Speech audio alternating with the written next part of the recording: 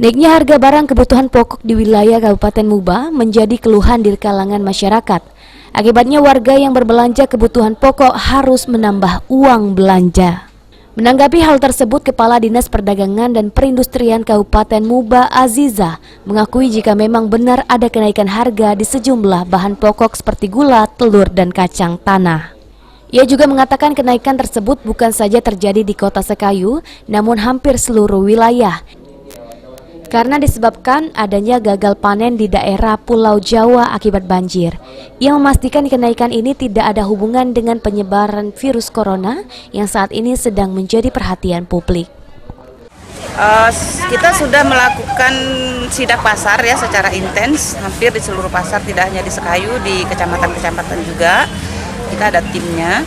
Dan ada beberapa memang bahan pokok yang naik seperti gula, dan kemarin kita sidak itu harga telur ya naik. Gula sekarang harganya di kisaran 17.000 sampai 18.000. Kemudian telur kemarin kita pantau harganya 25.000. Nah, kenaikan ini alhamdulillah tidak terkait dengan adanya isu virus corona ini, tetapi memang disebabkan seperti gula keterbatasan suplai karena dari Jawa itu gagal panen karena sehingga masyarakat untuk produksi tebunya ini berkurang, produksi tebu untuk.